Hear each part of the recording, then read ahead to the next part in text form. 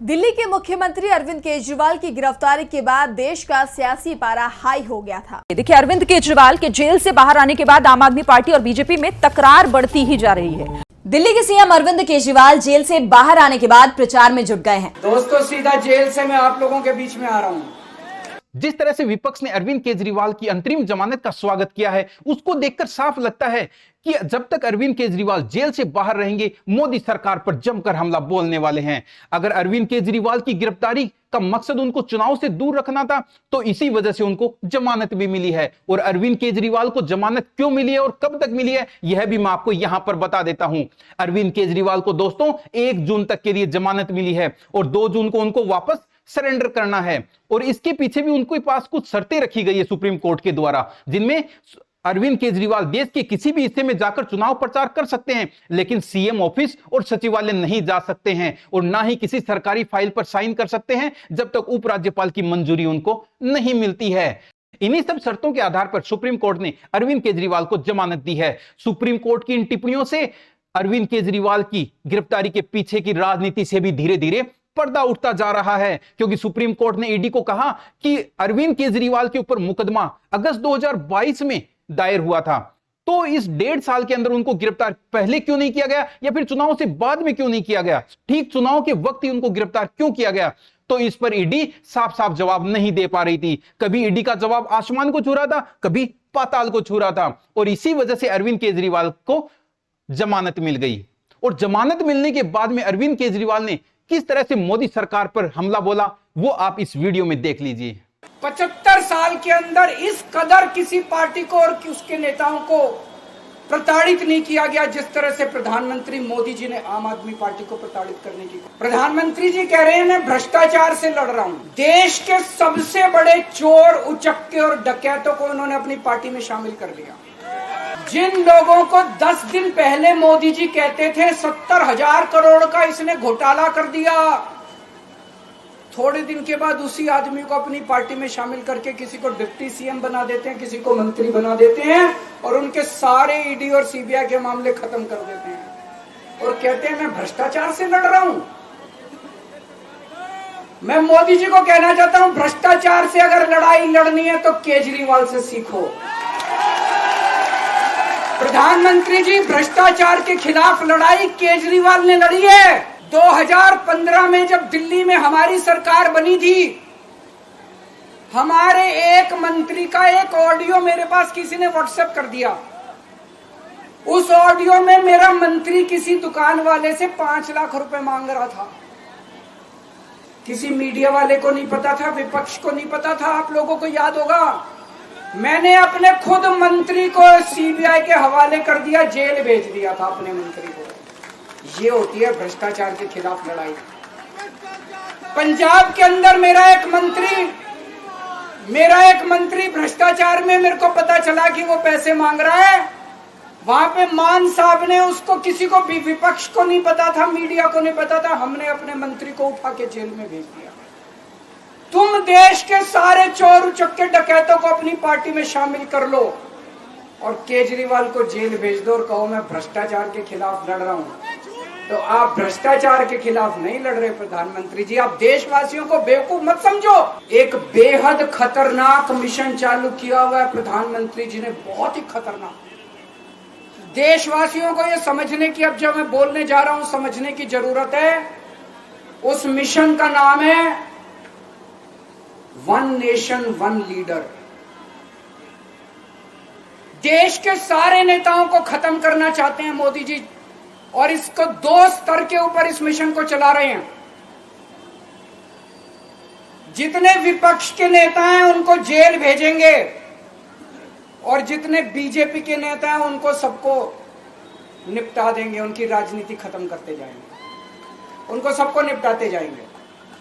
विपक्ष के अंदर आज इन्होंने मनीष सिसोदिया को जेल भेज दिया, संजय सिंह को जेल भेज दिया, सत्येंद्र जैन को जेल भेज दिया, केजरीवाल को जेल भेज दिया, हेमंत सोरेन को जेल भेज दिया, ममता दीदी के कई मंत्रियों को जेल भेज दिया, स्टालिन के कई मंत्रियों को जेल भेज दिया, केरला के सीएम के पीछे पड़े हैं। अगर ये चुनाव जीत गए, मेरे से लिखवा लो एफिडेविट के ऊपर थोड़े दिन के बाद ममता दीदी जेल में होंगी, तेजस्वी यादव जेल में होगा, स्टैलिन साहब जेल के अंदर होंगे, पिनरई विजयन जेल के अंदर होंगे, उद्धव ठाकरे जेल के अंदर होंगे, जितने विपक्ष के नेता ये सारे जेल के अंदर होंगे। अगर ये चुनाव जीत गए, इन्होंने बीजेपी का एक नेता नहीं छोड़ा। आडवाणी जी की राजनीति खत्म कर दी इन्होंने, मुरली मनोहर जोशी की राजनीति खत्म कर दी, सुमित्रा महाजन की, शिवराज सिंह चौहान जिसने मध्य प्रदेश का चुनाव जीत के दिया इन लोगों ने, शिवराज सिंह चौहान ने उसको मुख्यमंत्री नहीं बनाया, उसकी राजनीति खत्म कर दी। वसुंधरा राजे की राजनीति खत्म कर दी इन्होंने, खट्टर साहब की राजनीति खत्म कर दी, डॉक्टर रमन सिंह की राजनीति खत्म कर दी। अब अगला किसका नंबर है? योगी आदित्यनाथ। अगर ये चुनाव जीत गए, मेरे से लिखवा लो, 2 महीने के अंदर उत्तर प्रदेश का मुख्यमंत्री बदल देंगे। योगी आदित्यनाथ की राजनीति खत्म करेंगे, उनको भी निपटा देंगे। यही तानाशाही है दोस्तों। 1 नेशन 1 लीडर ये चाहते हैं, एक ही तानाशाह इस देश के अंदर बचेगा, एक ही तानाशाह इस देश के अंदर बचेगा। हमारा देश बहुत महान है, 4000 5000 साल पुराना हमारा देश है।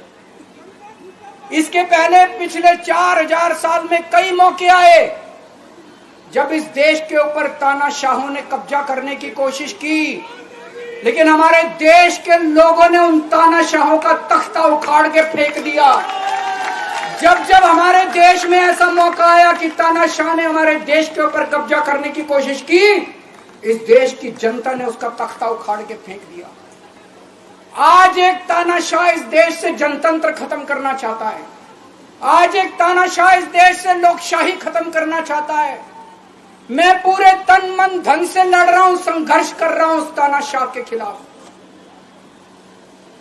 140 करोड़ लोगों का साथ चाहता हूं मैं। मेरे अकेले के करने से नहीं होगा।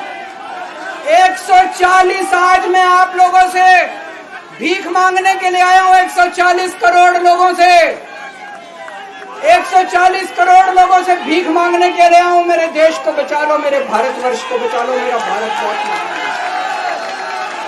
इस तानाशाही से बचा लो मेरे दोस्त, मेरे देश को। मैं सुप्रीम कोर्ट का बहुत बहुत शुक्रिया अदा करना चाहता हूं। उन्होंने 21 दिन दिए हैं, एक एक दिन में 24 घंटे हैं। मैं एक दिन में 24 में से 36 घंटे काम करूंगा, पूरे देश भर में घूमूंगा इस तानाशाही को रोकने के लिए। दोस्तों, जितनी मेरे अंदर ताकत है, मेरा सब कुछ कुर्बान है देश के लिए। मेरा तन मन धन सब कुछ कुर्बान है मेरे देश के लिए। मेरे खून का एक एक कतरा मेरे देश के लिए, मेरे शरीर का एक एक कतरा, मेरी जिंदगी का एक एक पल मेरे देश के लिए। मैं बीजेपी से पूछता हूं, आपका प्रधानमंत्री कौन होगा? आप लोग सोच रहे होंगे केजरीवाल क्या बात कर रहा है, मोदी जी होंगे। नहीं, मोदी जी अगले साल 17 सितंबर को 75 साल के हो रहे हैं। बीजेपी के अंदर मोदी जी ने 2014 में मोदी जी ने खुद ने रूल बनाया था कि बीजेपी के अंदर जो भी 75 साल का होगा उसको रिटायर कर दिया जाएगा।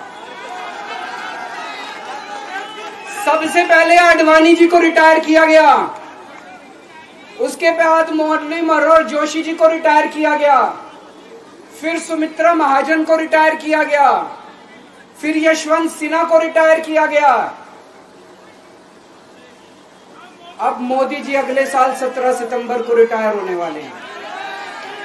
तो मैं बीजेपी से पूछना चाहता हूं, आपका प्रधानमंत्री का दावेदार कौन है? दोस्तों, अगले साल 17 सितंबर तक अगर इनकी सरकार बनी, तो उस पर भी आऊंगा मैं। अगर इनकी सरकार बनी तो पहले अगले 2 महीने में योगी जी को निपटाएंगे ये, और उसके बाद मोदी जी के सबसे खास अमित शाह को ये प्रधानमंत्री बनाएंगे। तो मैं लोगों को, देश के लोगों को आगाह करना चाहता हूं, मोदी जी अपने लिए वोट नहीं मांग रहे, मोदी जी अमित शाह को प्रधानमंत्री बनाने के लिए वोट मांग रहे हैं। मैं पूछना चाहता हूं मोदी जी से और अमित शाह जी से, ये मोदी की गारंटी पूरी कौन करेगा? क्या अमित शाह मोदी की गारंटी पूरी करेंगे?